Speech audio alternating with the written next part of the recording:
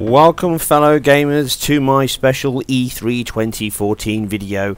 I thought it'd be a good time now to catch up with where we were last year and what's ahead of us in the week to come. It's like Christmas and birthday all rolled into one when it comes to E3, and it's the time when us gamers get to see games that completely make our faces melt, our eyeballs pop and our jaws drop to the floor. So what can we expect from this year's E3? Well, let's have a quick recap of what happened last year. Obviously Sony came, saw and conquered last year, as we all know, with the DRM move that Microsoft made and the XboxOne move that was just completely misinformed and misdelivered as a media box that didn't want anyone involved in it that was into gaming. So Microsoft completely lost the plot there. This is the man that caused that, Don Matrix, completely ruined it, but he's long gone, and now we have Phil Spencer in charge, running Xbox and Microsoft as a whole, and I feel that we're in for a good time ahead with him in charge. Now, obviously Sony did all the right things last year. They pretty much couldn't have had a better year if they tried. They got the machine right, the hardware right, the price right, the DRM right, and they just basically marketed it completely to us gamers. Microsoft did the exact opposite of that, and that was an unfortunate turn of events. But that's all ancient history now. Microsoft have sorted themselves out and got themselves back into the game and back into the fight. And it's going to be one hell of a fight this year at E3. So I think this is going to be the best E3 we've had for a very, very long time, and that includes last year. Last year was very much wrapped up in the hardware delivery and getting games on the shelf so that we all had something to stick in our machines when we got them home to play them. That's not going to happen this year. This year it's games, games, and more fucking games. Thought you might like that one. So let's hit the big ones first. Nintendo. What are Nintendo going to bring to the party? There is no game to play. See, well, Nintendo have obviously lost the plot a little bit. They're kind of become a little bit irrelevant. I know that I'm going to get a lot of hate from Nintendo fans for that, but they have. They're not really in the same battle that Microsoft and Sony are in at this moment, and they need to just stay away from this graphical AAA content games. But what can they do? Well, they've obviously had a good year. They've started off with it pretty well, with the Mario Kart 8 launching very well and getting some sales up there. I think 600% hardware sales have gone up, so it's a figure that means nothing if you're selling two machines. I don't know what Wii U's selling, but it's certainly not flying out the door. But Mario Kart 8 is doing what it needs to do. It's getting people buying Nintendo again. Outside of that, they've obviously got Super Smash Bros. That's launching this year as well, and that will be shown at E3. But they're not really going to attend. They're going to have their digital transmission that they had last year. Then, what else can they bring? Well, in my mind, they're certainly going to bring Zelda Wii U. They showed Zelda a few years ago at E3, which you can see running before you, which was the CGI hyper-realistic version of Zelda. It looks amazing. I think this would do really well if they launch something like this on the Wii U. I don't think they're going to do it though. It doesn't seem to fall into the realms of Nintendo style. I think they're going to go something a little bit more, not cartoony because they've done that already with the Wind Maker, but something along the lines of more stylized, cel shaded, and just a different approach to this hyper realistic view that you've got Zelda playing in front of you.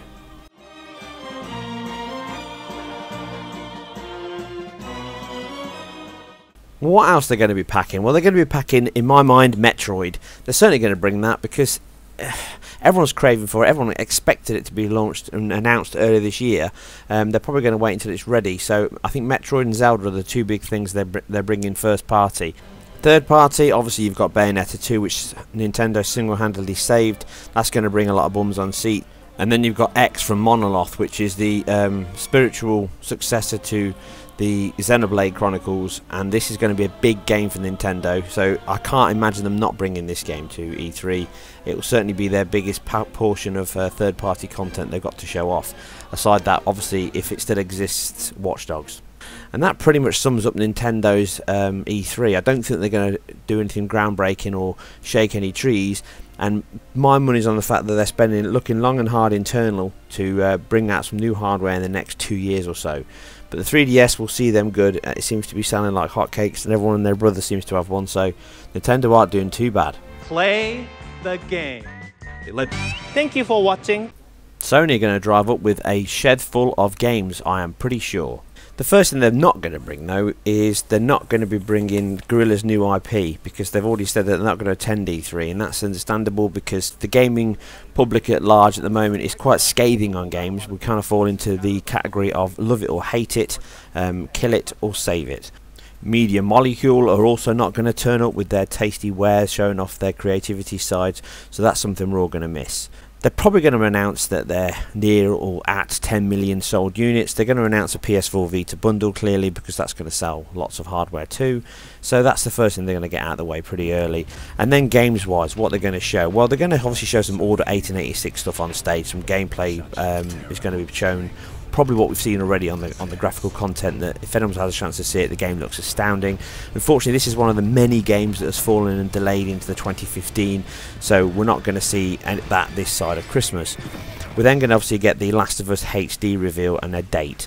Are they going to pull a Sega on us here? Are they going to say it's now available today to download digitally on the PSN network? Are they going to launch it a week early on PSN and then allow it to come out and retail a week after? Possibly, who knows, it's always a possibility. That game is obviously going to blow us away with its graphical content. It's a HD remake of the classic game from only last year on the PS3. If anyone's played it, it's something not to be missed and not to be sniffed at. The character content, the story, the actual pace of the game, the gameplay, the style of it and the length of it is all pretty much bang on. I've played this game to death on my PS3. It comes with the DLC content left behind, so if you haven't played that, it's also a good bargain to have. This is going to be something I'm going to double dip straight into. On top of that, obviously, you've got anything else they're going to show off on the games wise, and I think it's quite clear they're going to bring God of War. Sony Santa Monica have already tweeted that they're going to be at E3 with an earthquake. The giveaway is they've had a game cancelled already. God of War makes perfect sense as a game to ship. It's an established franchise that Sony can sell to everyone and their mother. Everyone knows it, everyone loves it. It's an action-packed glory fest of a game, and it will sell units. Not that Sony need any help at this point. You know, their sales are up last week 100% on the back of Watch Dogs, which sold 4 million in 1 week, and 2 million of those were on the PS4. So the machine's shipping, but it needs something at Christmas time. At the moment, with the delays going on all over the place, Sony does look a little bit weak on the first-party game launches, so it does need something to bolster that up. I think God of War could very well be that game. Whether it's ready for Christmas or not is another kettle of fish, but we'll see what they pop out. I think there's also a chance that the Last of Us HD, or Director's Cut, will not be the Last of Us in any way, shape or form. I think there's going to be a lot of HD recollections coming out.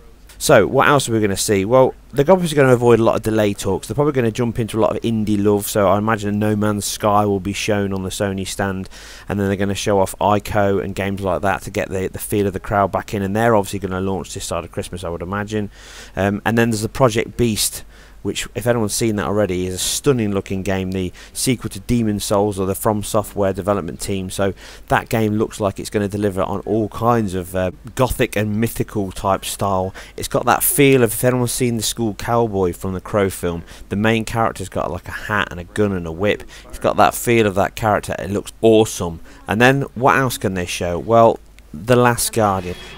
If they do show The Last Guardian, that is going to bring the house to a standstill, because that game is 8 years in delay. So many people were egging and hoping for that game, and it's kind of reached like a cult status at this point, where everyone wants it and everyone expects it every year, and it's kind of a standing joke. It was even made last year at the E3. There's a lot of love for this game. Will they show it? It's the best time now, if ever they're going to do it. Sony know what gamers like. That's one thing they've got right now. They're back into the heart of gamers. If they know what's good for them, they're probably going to show this at E3.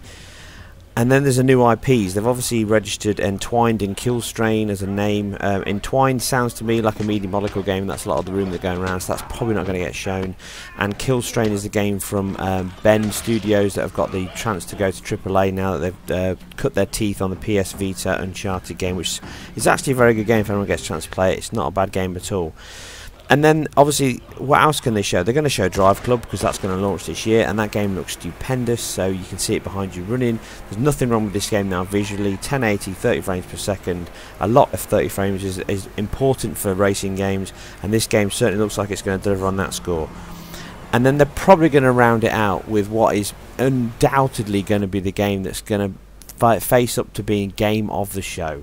Naughty Dog are going to deliver 2 games in one session, and for my money, I actually played Uncharted just this week to do this video and put it together, and this is the footage you're seeing behind you. I actually forgot how stupendous this game actually is, and also how visually pleasing it is. Look at it behind you running on the PS3 at the tail end of its life back in 2011. Believe it or not, this game was launched, and it certainly is still now a showcase of technical marvel that Naughty Dog can achieve. This game runs a native 720, it runs at a pretty much lock solid 30 frames per second, but more importantly it is just fun, frantic, and it's action packed, and the gameplay is so seamless and smooth. It just is a joy to play even now, and it certainly begs the question when you look at this game, what the hell can they achieve when we're getting things like Second Son from a team that is, all credit to Sucker Punch, an amazing team. They were never on the technical level of Naughty Dog. They're delivering this kind of content now. That tells me that what Naughty Dog are going to show with Uncharted at this E3 is literally going to make everyone's mouths drop to the floor. This is what consoles do. Consoles deliver these kind of breathtaking, groundbreaking moments in gaming, and I think we're going to get one of those moments from Uncharted. Now, the one thing that I'm going to go out on a limb here and say is, I think that the work they're doing on The Last of Us, re-rendering their engines at 60 frames per second and spending all that time doing this 60 frames per second process, tells me that I think this game is going to be 60 frames per second at 1080p. I think Sony are well aware of the noise and the fuss that's going on at the moment about this, and if they can deliver a game that's going to make people's mouths drop to the ground, and you're looking at this game behind you, it doesn't look ugly now, and they are delivering to those core gamers to get the word out and make this machine sell, and it's working for them, and they're not going to let that slide. So I do honestly think that there's a very good chance this game is going to ship this year. Another one, a standard one I'm saying, I think it's going to ship this year at Christmas. Bearing in mind it's been 3 years in development, and it took the first year for Uncharted to come out on the PS3. I still think it's going to ship this year.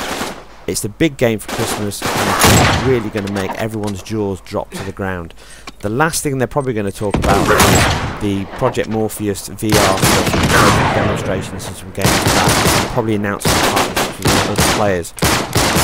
Third party wise, they're probably going to have Deep Down on stage, a possible exclusive of Resident Evil 6.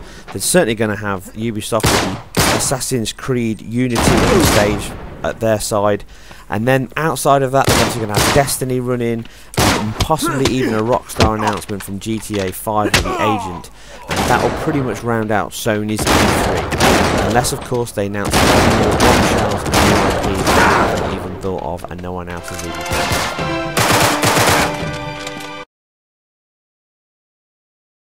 So, the big M, what are they going to bring to the party? Well, again, like Sony, what are they not going to bring? Well, they're not going to bring Quantum Break to be launched this year. That has definitely been put back to 2015. It will be shown gameplay-wise at a Gamers Conference later in the year, so it won't make an appearance at E3 this year. They're not going to be shipping Halo 5 this year, that's going to be shipping next year, but they will be bringing Halo 5 Guardians to the party, that is for definite. Now, the one thing they confirmed last year, that game is running at 60 frames per second, whether that's 1080p or not at this point, who knows. But that game is going to deliver on all kinds of levels because it has to for Microsoft. Halo 4 is still one of the most astounding games to launch on the Xbox 360, like it or not. Yes, I know it was a linear corridor shooter, but it was a beautiful looking linear corridor shooter.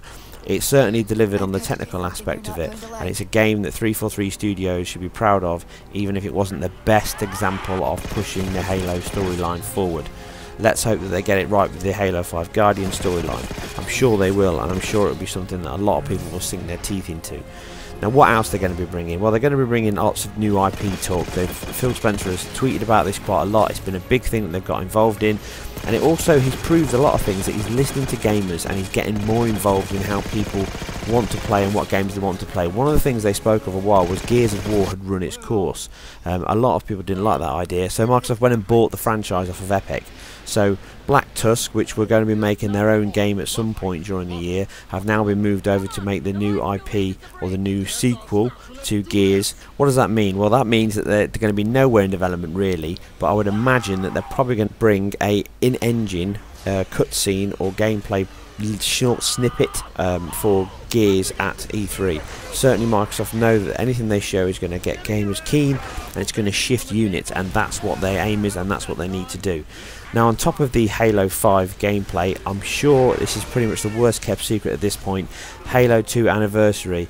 It falls in line with the timescales of 10 years since the last time Halo 2 was launched. It's something that they've done already on the Xbox 360 with the original Halo. It's going to have a online multiplayer aspect of it, extra features, up-res at a beautiful 1080-60 I'm pretty much confident of, and it's allegedly going to ship with access to the beta for Halo 5, which will be sometime in the new year or maybe even at Christmas. That is certainly going to create a massive storm, and a lot of people will love that game, because Halo 2 has probably the most fundamental and loved multiplayer out of all the Halo franchise. That is a game that's going to ship. There's also the rumour that it's the whole collection, Halo 2 to Halo 4 in HD. Big win for Microsoft if they bring that to the table. They're obviously going to bring and talk about Forza Horizon 2, which was recently announced this week. That's a 1080-30 game like Drive Club, and that is going head to head with Drive Club. There's no doubt about it. That's what that game is for, and that's probably the most likely reason that Sony delayed Drive Club, because they're aware of Forza Horizon was on the horizon, and they want to battle with that head on. Now, if anyone's seen the graphics or the snapshots of that game, it does look breathtaking. I'll be very interested to see how that plays out for them. Obviously, on the exclusive IP side, Microsoft are going to bring a lot of stuff to the table. There's rumoured about this exclusive third-party deal they've sorted out. Could it be Shenmue 3? Could we actually see Shenmue being brought back to life from Sega? It would be a lovely, lovely dream, and it's again, it's like The Last Guardian. It's one of those things that always is on the tips and tongues of many a gamer, more for the nostalgia value than probably the need to play it. I still think it's a bridge too far, and I don't think they're going to put that kind of money in the franchises. As much as I and probably many other people would buy it, it isn't something that I think would give them long-term investment, but you never know. They bought Gears when they said they were going to, so anything can happen. I think it's probably more likely that the Samaritan demo that probably everyone remembers from a few years ago from Epic, that has been turned into a game, and that has been bought up by Microsoft and turned into a full-on single-player extravaganza exclusive to Microsoft, or it's the Bethesda exclusive from that team, which could be Fallout 4, which would be a massive coup if they sort that out. And obviously they're on the back of a very successful Wolfenstein launch, and they've still got the Evil Within to launch this year. Outside of that, they're going to obviously have a lot of third-party content with them. Titanfall's done them very proud so far. There may even be a rumour of Titanfall 2 being announced or shown, some details thereof on stage. But certainly I would imagine that EA will be on stage with them, partnering with them with Battlefield Hardline, which is a big new game from the Battlefield franchise, which is split off from the standard Battlefield game. And that's based in the police, drugs and drug runners and police shooting out and taking money and drug money at left, right and centre. The Division is allegedly a partner deal now with Microsoft. It doesn't mean that the first platform isn't still Sony, but it means it's now a partner deal. So very much like Assassin's Creed on the PS4 will be on stage, the same thing will happen for the Division on stage from Microsoft. You've then probably got Sunset Overdrive being shown in some more vivid detail, which it deserves to be, because the game looks brilliant, and hopefully something astounding from them. And then you've probably got rumours of lots of other stuff. COD Advanced Warfare will certainly be on stage with Microsoft, because they've always partnered with Microsoft in the past, and I can't see that changing anytime soon. And then probably the rumour is that Rise 2 is being in development. I know that sounds a bit of a shocker, but Rise was actually not a bad game. It delivered on what it should do, but it's a graphical powerhouse, and Microsoft need that at this point, and Crytek certainly know how to deliver pretty in a very good form. So there's a very good chance that that could be another exclusive game. It won't be set in the Roman times, it could be set at any time Egyptian, who knows where that could be set at this point, and it is just a rumour. I'm sure that Microsoft will be bringing the big guns out, and there'll be a lot of content shown at this year's E3 that will make people just drop their hats and drop their linen and stop you grinning. And I'm sure that Phil Spencer is well aware of the need to get the hardcore gamers buying your systems.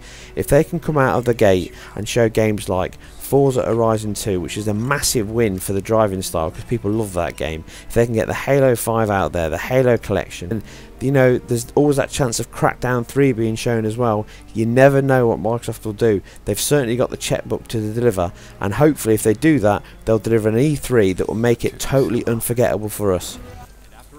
Now on the back of that, you've then got the other party, so you've got EA, which are likely to bring 6 sets of games. So they'll be bringing things like Mirror's Edge 2, Star Wars Battlefront 3, a new game from Criterion, the Burnout development team, and then you've got Dragon's Age Inquisition. If that is the list of the new IPs, then there's only one more possible IP to be shown. If it's not, then we could be seeing 4 brand spanking new IPs at this point that we've not seen before, on top of what we already know of. So EA could be having a very big year. Obviously don't count out FIFA 15, that's bound to be there because that's a yearly franchise. And then the final one is Ubisoft, the big development team, fresh on the back of their Watch Dogs success and proving the rule. There's no such thing as bad press. That game has shipped 4 million units in a week, so they'll be happy to know they've launched new IP, and they're bringing their other big IP, which we partner with Microsoft, which is the Division. And then on top of that, they'll have the AC Unity again, which will be shown at the Sony stand, but they'll have it in more detail on their own. And then they'll probably be showing the Assassin's Creed game from for last gen consoles, which will keep people ticking over. But based on how slowly last gen sales are dropping, or how quickly last gen sales are dropping off compared to what everyone thought they would be, I would not count that out of being scrapped altogether, but you never know. And then they've obviously got Far Cry 4 and maybe even a few more IPs. Ubisoft are well known for dropping in a brand new IP that shocks everyone at the end of the press conference, so don't count that out. And that new IP could even be the Watch Dogs 2 release. You never know what Ubisoft will do. They've still got a couple of years to ship that, even if they show it now. And that pretty much ends my video. I hope you guys enjoyed it. I hope it was something that you found informative and fun to listen to. I hope it didn't go on too long. And as always, I'd like to hear what you guys think. What are you looking forward to E3? What do you think is going to be shown? What's your most exciting game or announcement that could be shown? What are you most looking forward to? What's your preferred platform? And what gets your motor running? As always, I'd like to hear your comments. If you like this video, please give it a thumbs up. If you can, always subscribe, because the more the merrier. I need you guys to boost me up. We only have another 5 days to wait now until E3 kicks off. All of the press conferences start on Monday of next week, depending on where you are. I'll put all of the links and the times in the information section below, so you can click and watch the streams. If you've got a PS4 or you've got an Xbox One, you can watch both Microsoft and Sony's online straight away there. Otherwise, there'll be a link somewhere on the internet to watch it on your iPad, your PC, your phone, whatever you need to watch it on. Enjoy. I'm going to leave you guys with a big video and a big game that's going to be shown at E3 as well this week, which is a multi-platform big one for the PC games as well, along with the Division, which is The Witcher 3. Now this is a game that looks astounding. There's a new video released today, which I've just had time to put on the end of this video. Hope you guys enjoy it. Thank you very much for watching. Take care, and I'll see you guys on the next one. Once we were many. Now we are few. Hunters, killers of the world's filth. Witchers, the ultimate killing machines. Among us, a legend. The one they call Geralt of Rivia, the White Wolf. We meet again, Witcher. Your Imperial Majesty. She's returned, Geralt. After all these years. Are you sure it's her? Yes. And she's in danger. Witnesses claim the Wild Hunt follows her. You must find her. And when I do, what then? I shall give her what she deserves.